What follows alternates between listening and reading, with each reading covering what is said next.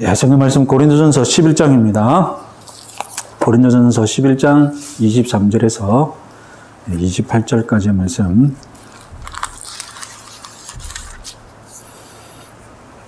신약성경 277페이지 같이 읽겠습니다. 내가 너희에게 전한 것은 주께 받은 것이니 곧 주 예수께서 잡히시던 밤에 떡을 가지사 축사하시고 떼어 이르시되 이것은 너희를 위하는 내 몸이니 이것을 행하여 나를 기념하라 하시고 식후에 또한 그와 같이 잔을 가지시고 이르시되 이 잔은 내 피로 세운 새 언약이니 이것을 행하여 마실 때마다 나를 기념하라 하셨으니 너희가 이 떡을 먹으며 이 잔을 마실 때마다 주의 죽으심을 그가 오실 때까지 전하는 것이니라. 그러므로 누구든지 주의 떡이나 잔을 합당하지 않게 먹고 마시는 자는 주의 몸과 피에 대하여 죄를 짓는 것이니라. 사람이 자기를 살피고 구해야 이 떡을 먹고 마시라. 예. 죄의 몸을 분별하고 다하고 먹고 마시는 자는 자기의 죄를 먹고 마시는 것이니라. 아멘. 자, 오늘은 지난주 세례에 이어서 성찬에 대해서 살펴보도록 하겠습니다. 은혜의 방편. 은혜의 방편은 말씀과 그리고 성례 그리고 기도, 이 우리에게 주어진 보편적인 일반적인 성례였습니다. 자, 성찬을 가리켜서 흔히들 눈에 볼 수 있는 설교다라고 얘기합니다. 성찬은 눈에 볼 수 있는 설교여서 십자가에 못 박히신 그리스도가 우리 앞에 드러나게 한다, 이렇게 말합니다. 그러니까 우리가 성찬을 행하는 그 모습이 다름 아니라 십자가의 돌아가심을 상징적으로 표현한다는 뜻이죠. 이렇게 은혜로운 성찬이지만 또한 어떤 평가를 받느냐. 성찬은 가장 부패한 복음의 중심이 되곤 했다. 하나님의 가장 좋은 가르치심이고 십자가를 눈으로 보여주는 핵심적인 이 복음의 방편인데, 은혜의 방편인데 이것이 부패했다는 것입니다. 그래서 이 성찬에 대해서는 논쟁도 있고 오늘 저희들이 좀 심각하게 생각해 봐야 할 교리 논쟁도 있습니다. 자, 먼저 우리는 성찬이 무엇인지 성찬 이해하기 첫 번째 소교리 문답 96문 우리가 같이 한번 읽어보겠습니다. 성찬은 무엇입니까? 성찬은 그리스도께서 제정하신 대로 떡과 포도주를 주고받음으로써 그분의 죽음을 나타내 보이는 성례입니다. 이 성례를 합당하게 받는 자는 육체적이고 물질적인 방법으로서가 아니라 믿음으로써 그분의 몸과 피에 참여하는 자가 되어 그분의 모든 은덕을 받아 영적 약식을 받아 은혜 안에서 성장합니다. 자, 여기서 우리가 주목해야 할 단어는 첫 번째는 그분의 죽음을 나타내 보이는 성례라는 것입니다. 자, 왜 이 단어가 죽음을 나타내 보이는 성례라고 했느냐? 그것은 그 당시에 가톨릭의 미사가 있었기 때문인데, 가톨릭의 미사 교리를 이제 반박하기, 구분하기 위함이죠. 자, 가톨릭의 미사는 어떻게 가르치느냐? 다음 파워포인트 보시면, 자, 가톨릭의 미사 교리, 발티모어 교리 문답이라는 데서 실제로 가르치고 있는 내용입니다. 미사는 같이 한번 읽어보겠습니다. 미사는 그리스도께서 사제의 사역을 통하여 떡과 포도주의 모양을 취하여 피 없는 방식으로 하나님께 자신을 드리는 새 율법의 희생 제사다. 그리스도께서 피를 흘리지 않고 자기 몸과 자기 자신을 드리는 희생 제사다. 희생 제사라고 규정하고 있습니다. 희생 제사는 뭡니까? 희생 제사는 구약에서 성전에서 이스라엘 백성들이 제사장과 대제사장을 통하여서 뭘 바치는 겁니까?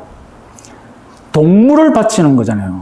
양과 소와 그런 것들을 바칠 때 우리가 그걸 가리켜서 뭐라고 합니까? 희생제사라고 하거든요. 예수님을 우리가 어린 양이라고 했을 때, 예수님이 우리의 죄를 위한 어린 양이시다, 우리의 죄를 위한 희생 제물이시다 할 때, 그것은 다름 아니라 이 구약에서 동물로 드리던 구약 이 희생 제사는 매일 죄를 지을 때마다 드려야 하는 불완전한 제사였는데, 예수님은 자기 자신을 드림으로써 온전한 죄 씻음을 우리에게 주는 것입니다. 그래서 예수님이 희생제사다 이러면 맞는데, 예수님이 온전한 희생제사다라고 하면 맞는데, 지금 어떻게 되는 겁니까? 미사는 그리스도께서 자신을 드리는 희생제사다라고, 미사가 희생제사라고 규정되어 있는 겁니다. 자, 다음 931문 한번 같이 한번 읽어보겠습니다. 미사는 그리스도의 희생제사와 동일한 희생제사다. 그 이유는 미사에서 사용되는 희생제물과 주임사제가 바로 예수 그리스도이시기 때문이다. 그러니까 미사 자체가 예수 그리스도라는 제물을 하나님께 바쳐드리는 제사가 되는 겁니다.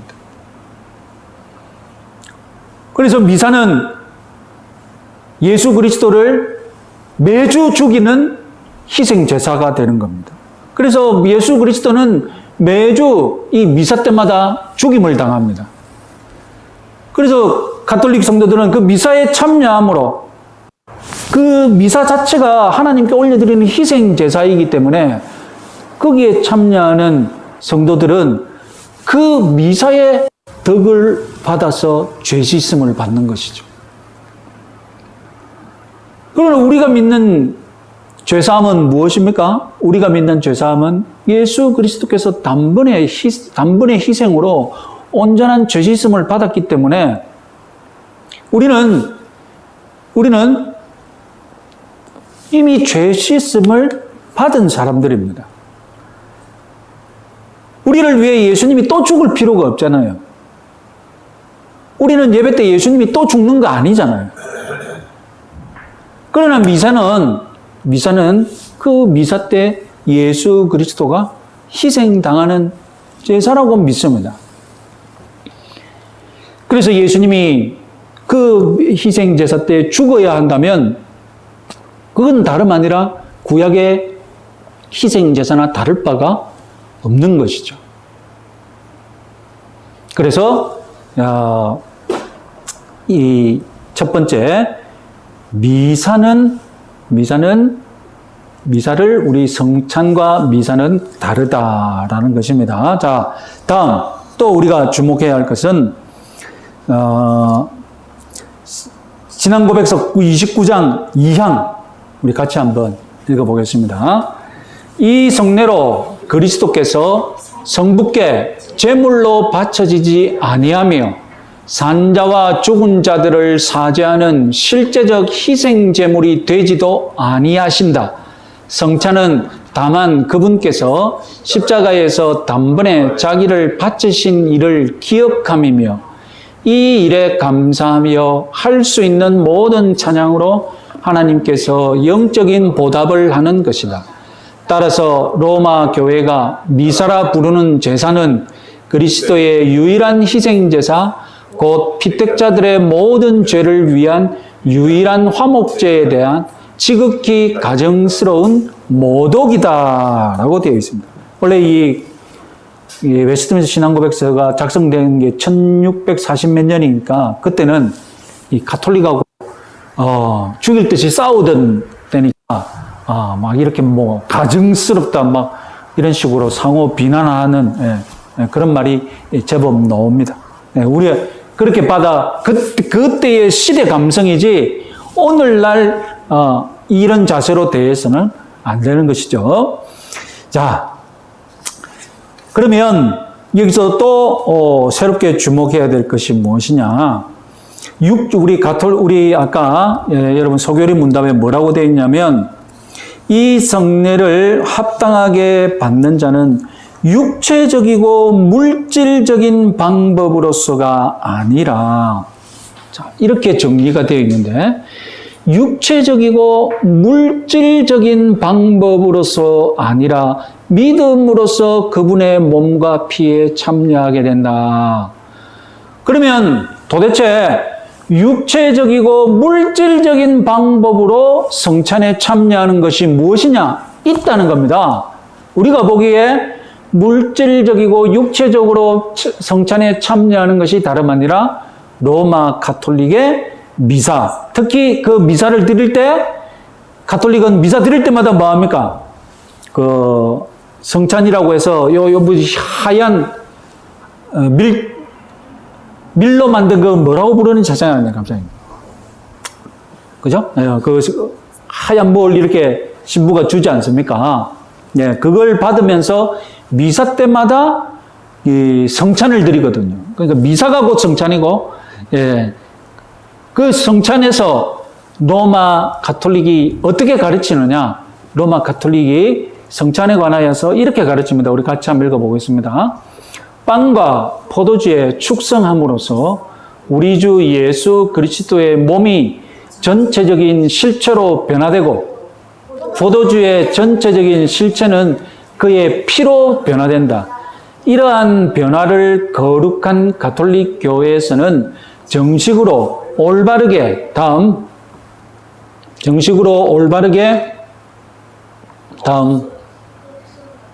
없어요?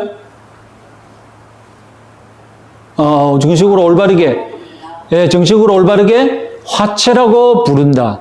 놀랍고도 기묘한 변화를 부인하고 단지 외면적인 떡과 포도주만 남아있다고 말하는 자는 저주를 받을 것이라. 야, 이게 이제 1545년부터 63년 동안 가톨릭이 종교개혁이 막 일어나니까 우리끼리 모여서 새롭게, 이대로 당해서는 안 된다. 그래서 반종교개혁 운동으로 다 응집해가지고 공의회를 열었는데 그때 우리 가톨릭이 미사에서 성찬을 드리는 것을 이렇게 딱 정확하게 규정하고 가르치기 시작했습니다. 자, 이게 무슨 말입니까? 떡을 준다는 것은 예수 그리스도의 몸으로 그 떡이 직접 변화된 것이고, 포도주를 준다는 것은 그 포도주가 어떻게 된다고요? 포도주로 머물러 있는 것이 아니라 예수 그리스도의 피로, 진짜 예수 그리스도의 피로 변화된다는 것입니다. 그래서 화채, 화는 변화를 뜻하고 채는 몸을 뜻하는 것 아닙니까? 그래서 떡과 포도주로 있는 것이 아니라 축성하고 성도들에게 주는 순간 그 떡과 포도주는 어떻게 된다고요? 예수 그리스도의 몸과 피로 변화된다는 것입니다. 이 미사의 기적이죠. 미사 드릴 때 기적이 일어나는데 무슨 기적이 일어난다고요? 그 성찬식에 드리는 떡과 포도주가 실제로 예수 그리스도의 몸과 피로 변화되는 기적이 일어난다는 것입니다. 자, 마지막 문장. 놀랍고도 기묘한 변화를 부인하고 단지 외면적인 떡과 포도주만 남아있다고 말하는 자, 누구겠습니까? 네? 누구겠습니까? 개신교죠. 개신교는 떡과 포도주가 그대로 남아있다고. 내 몸에 들어와도 떡과 포도주가 들어오는 것이지 예수님의 몸과 피가 내 몸에 들어오는 것이 아니라거든요. 어떻게 하라고요? 저주를 받을 것이니라. 이 저주를 받을 것이니까 아까 웨스트민스터 신앙고백서는 뭐라고 주고받았습니까? 가증한 모독이다. 저주를 받아라. 가증한 모독이다. 이렇게 막 대적하는 이런 시대 정신이 있었던 겁니다. 그 시대 정신으로 받아들여야지. 오늘날에도 막 서로 저주를 받아라. 가증한 모독이다. 이렇게 싸워서는 안 되는 것이죠. 자, 그러면 우리는 이런 것을 왜 배웁니까? 차이는 알아야죠. 뭐가 다른지는 알아야죠.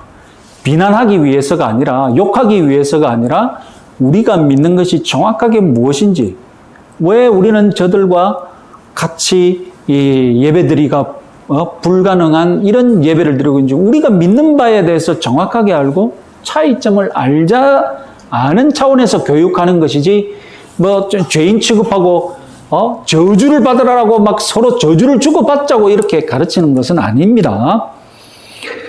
자, 그러면 화채. 자, 정확하게 다시 한번 말씀드리면 화는 뭐라고요? 화는 뭘 뜻한다고요?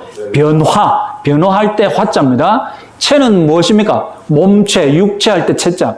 그래서 떡과 포도주가 어떻게 된다고요? 실제로 몸과 피로 변화된다고 해서 화채설이라고 하는 것입니다. 자, 여기에 관하여서 우리 신앙고백서는 분명하죠. 신앙고백서 우리 29장 6항, 신앙고백서 29장 6항 같이 한번 읽어보겠습니다. 떡과 포도주의 본성이 신부의 봉헌이나 다른 방법으로 그리스도의 몸과 피의 실체로 변한다는 소위 화채설은 성경뿐만 아니라 상식과 이성에도 모순되며 성례의 본성을 뒤엎고 과거에도 그랬고 현재에도 갖가지 미신과 실로 끔찍한 우상 숭배의 원인이다. 자, 성경뿐만 아니라 상식과 이성에도 모순된다. 자, 여러분, 그 떡을 내가 입에 먹으면 내가 그 떡을 먹는 식감은 무엇입니까? 어떤 식감이 느껴집니까? 그 밀로 하얗게 만든 그 순전한 밀떡이거든요. 일종의 밀떡인데 그냥 그거 먹으면 밀떡 먹는 거예요. 그게 만약에 예수 그리스도의 몸으로 변화됐다면 나는 사람을 잡아먹는 사람이 되는 건 아닙니까? 사람의 몸을 먹는 거잖아요. 그것이야말로 식인이 되어버리는 거예요. 사람의 몸을 먹는 거니까. 이것은 상식과 이성에도 안 맞는 것입니다. 우리가 피를 마시면 그건 뱀파이어가 되는 뭐 우리가 뱀파이어 수준으로 떨어지는 것밖에 안 되잖아요. 그래서 몸과 피의 실체로 변한다는 소위 화채설은 끔찍한 우상숭배의 원인이 되었다. 왜냐하면 자, 중세 때 걱정인 것이 무엇이냐면 신부라든가 이런 사람들이 성찬식 전후에 걱정인 것이 뭐겠습니까? 이 나중에 축복하고 나면 이 포도주와 떡이 무엇으로 변합니까? 예수 그리스도의 몸과 피로 변하지 않습니까? 그런데 잘못하다가 한 방울 흘려서 떡 조각이 떨어져서 빵 조각이 떨어져서 그걸 모르고 놔두면 쥐나 곤충이 그걸 갖다가 먹을 것 아닙니까? 그러면 쥐가 그리스도의 몸을 먹은 꼴이 되어버리거든요. 그러니까 중세 때 신경 쓴 게 뭐냐면 이 몸으로 변한 그리스도의 몸을 쥐가 못 먹게, 곤충들이 못 먹게, 그걸 엄청나게 신경 써서 보존하는 거예요. 그걸 뭐 보존해야 되는 거예요.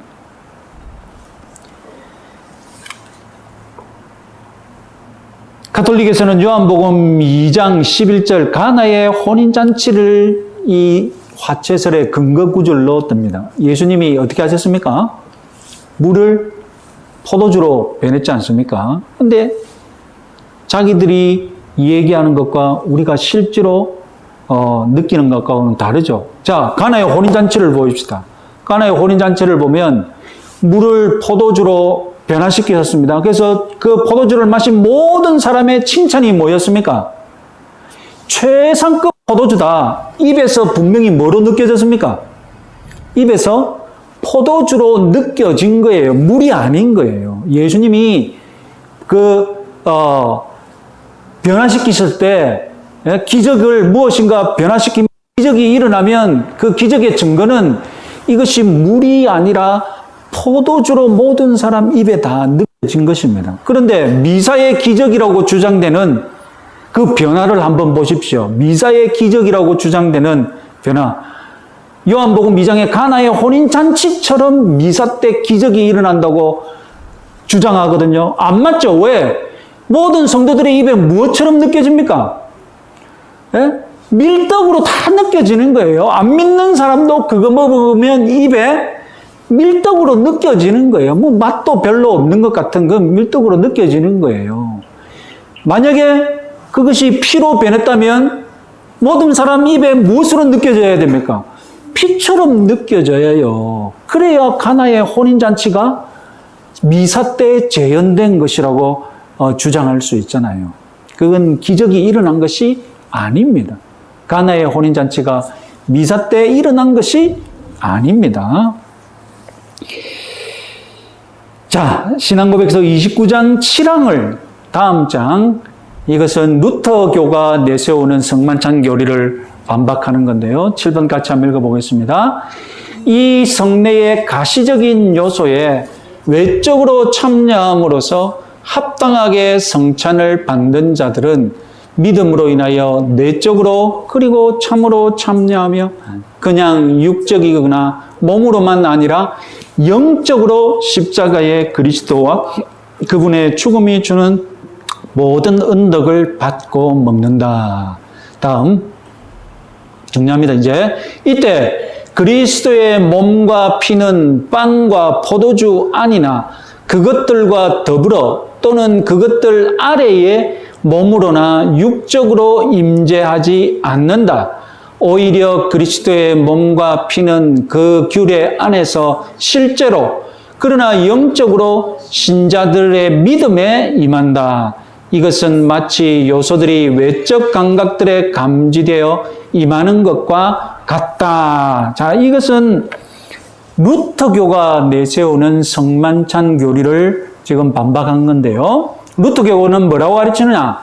그리스도의 몸과 피는 빵과 포도주 안이나 그것들 옆이나 그것들과 더불어 그것들 옆이나 또는 그것들 아래에, 자, 떡이 이렇게 주어진다고 하면 떡이나 잔이 성찬식 때 이렇게 주어지면 그 안에 혹은 그 옆에 혹은 그 아래, 그 위는 언급하지 않습니다. 그 위는 말하지 않고 그 안에, 그 옆에, 그 아래에 실제로 예수 그리스도의 육체가 임한다는 것입니다.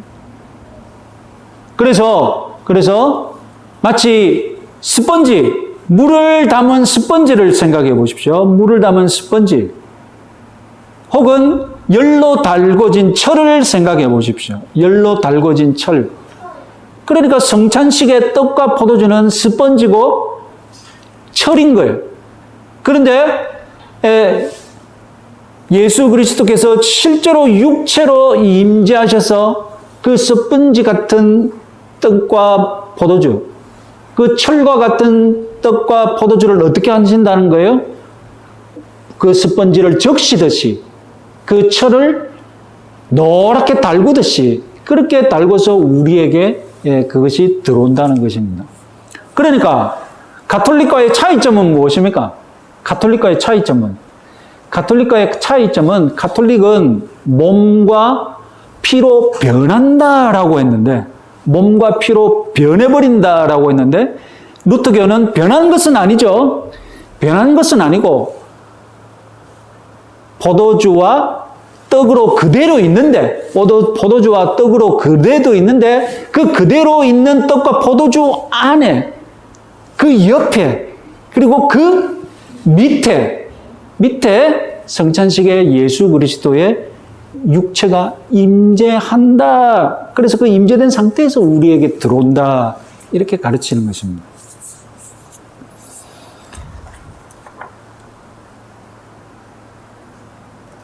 그래서 약간 이제 어렵게 말씀드리면, 예수 그리스도의 인성, 예수 그리스도의 육체, 예수 그리스도의 피라면 예수님이 가지고 계신 신성과 인성 중에 그 인간됨과 관련된 것이잖아요.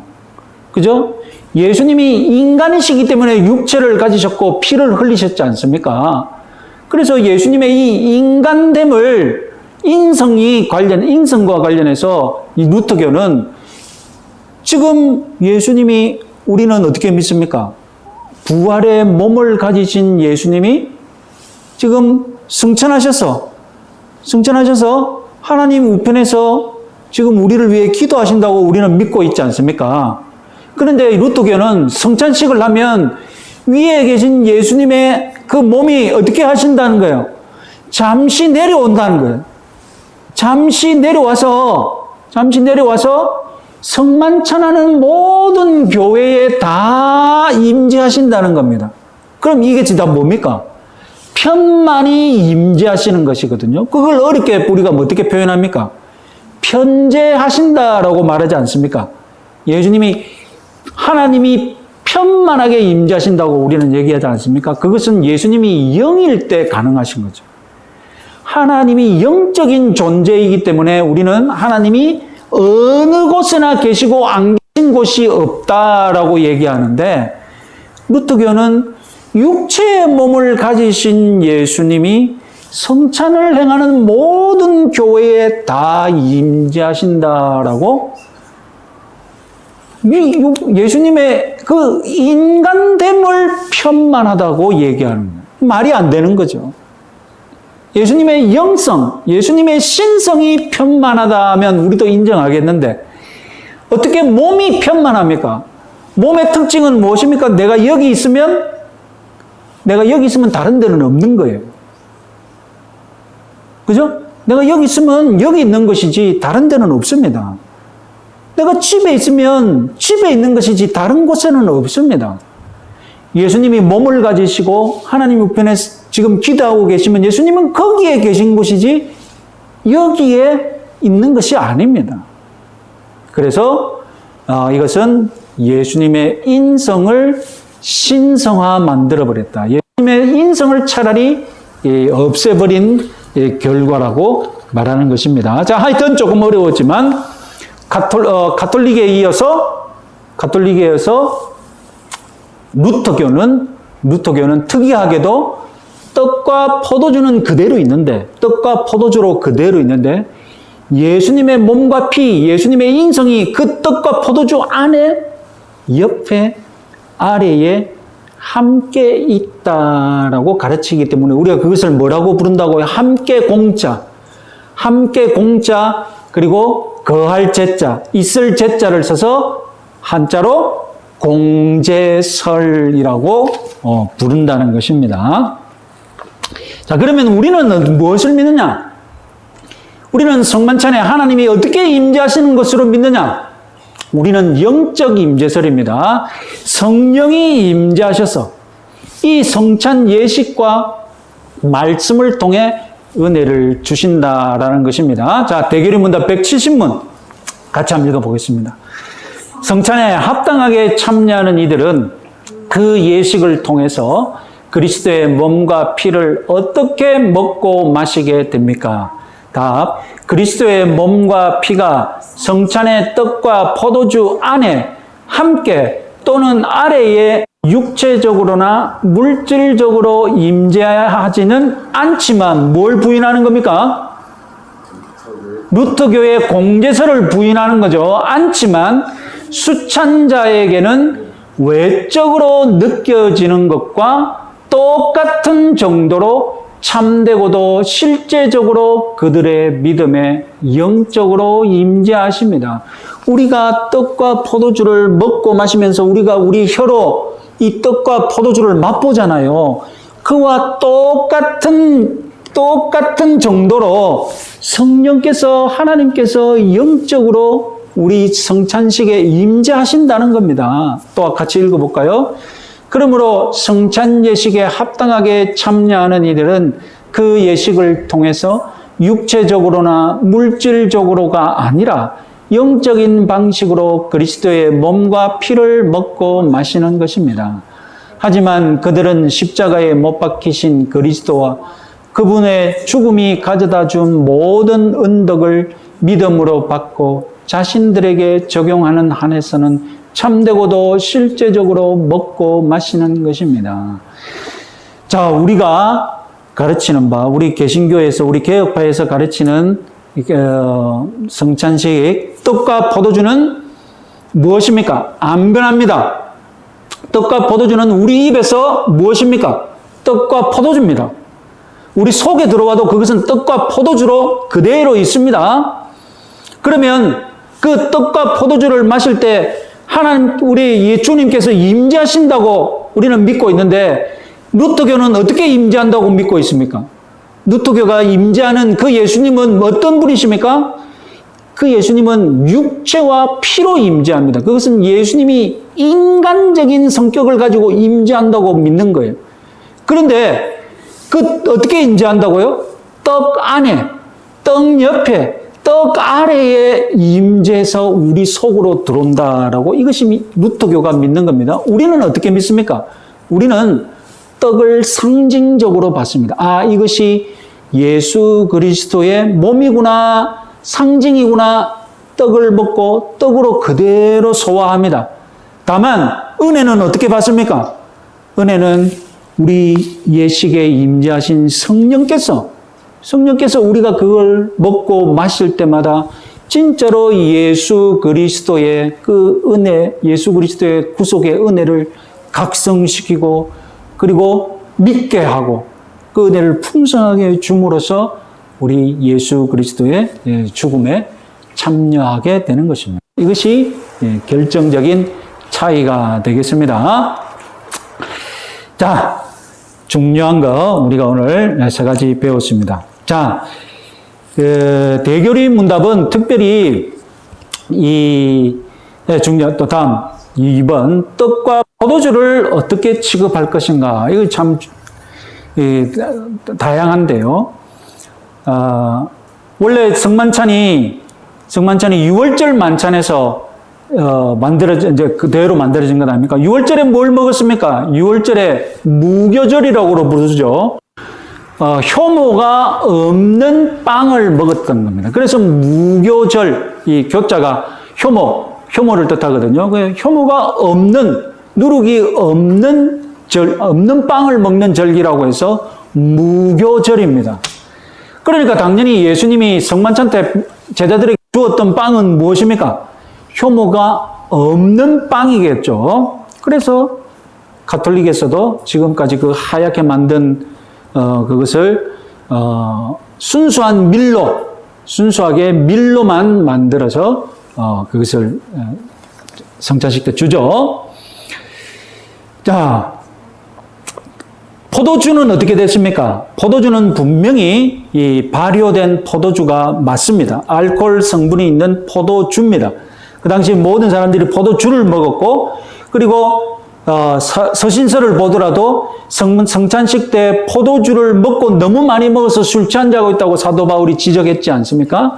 그런데 어떤 이 신앙이 아주 투철한 목사님은 성경에서 포도주를 권하는 것이 대단히 불만스러웠던 것 같습니다. 아니, 성경이 술을 권한다고 불만스러운 거예요. 그래서 어떻게 해석을 하느냐? 이건 절대로 술이 아니다. 그럼 뭐라고 할까요? 포도주스다. 포도즙이지. 발효되지 않은 포도즙이고, 이건 포도주스지 절대로 포도주일 리가 없다. 그렇게 해석을 하는 거예요. 그래서 어떤 분들은 그런 믿음을 가지고 성만찬 때 포도주스를 먹습니다. 왜냐하면 이건 포도주가 아니라 포도주스다. 그러나 그건 잘못된 믿음이죠. 우리가 성만찬 때 포도주를 먹을 수도 있고 포도주가 먹기가 어렵다면 포도주스도 먹을 수 있습니다. 다만 상징하는 것과 상징물은 비슷해야 상징이 통하잖아요. 왜 포도주입니까? 왜 예수님이 포도주를 선택했을까요? 네? 왜 하고 많은 것 중에 포도주를 선택해서 이것이 내 피다라고 우리에게 주었을까요? 상징하는 바가 피기 때문에 피 색깔이 맞잖아요. 그러니까 상징물과 상징하는 바는 무엇인가 하나가 연결이 되어서 통하는 바가 있어야 우리가 받을 때에 실감이 나거든요. 그러니까 포도주스든 포도주든 그 색깔이 피 색깔이었기 때문에 예수님이 우리들에게 주신 것이기 때문에 무엇을 해도 상관없습니다. 그러나 우기지는 말자는 거예요. 이것이 100% 포도주스다라고 우기지는 말고, 그건 잘못된 믿음이니까 포도주든 포도주스든 중요한 건 뭐라고요? 중요한 건 빨간색이지 뭘 해도 상관없다는 겁니다. 그러니까 여러분 어떤 분들은 또 급진적으로 우리 한국식으로 성찬식 하자면 막걸리 먹어야 된다 이렇게 얘기하거든요. 그럼 무엇이 문제입니까? 예? 무엇이 문제입니까? 막걸리 가지고 피라고 우기기는 그렇잖아요. 이걸 막걸리를 가지고 피다 이러면 느낌이 오겠습니까? 안 되잖아요.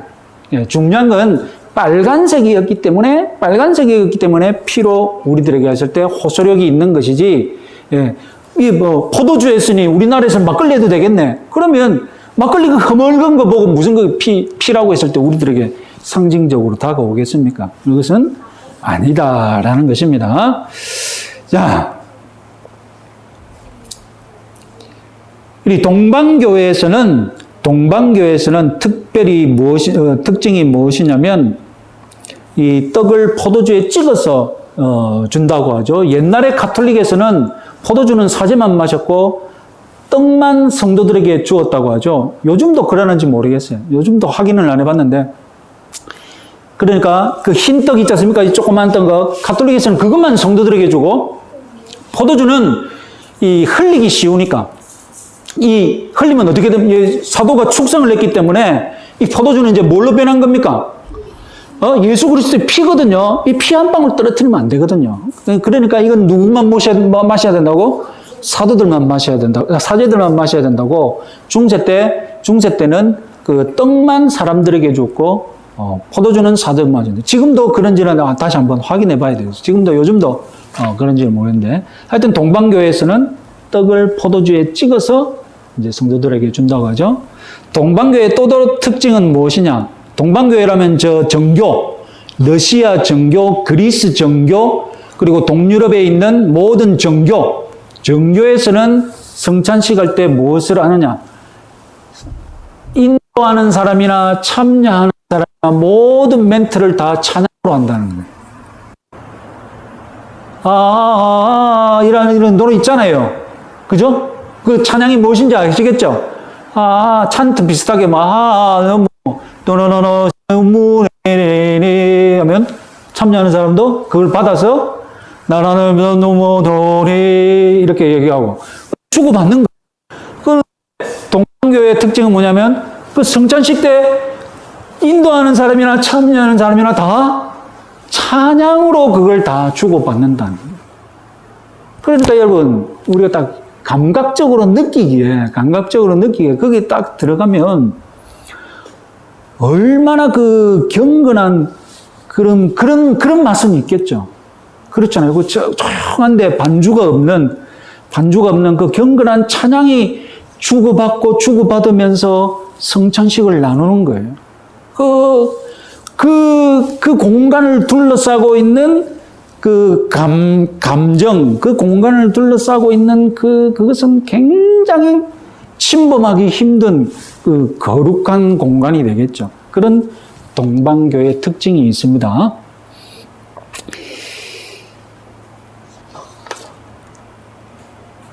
자, 이제 이후로는 다른 것들을 보시면 특별히 대교리 문답은 우리가 성찬을 어떻게 참여해야 되는가 그것에 대해서 길게 설명했습니다.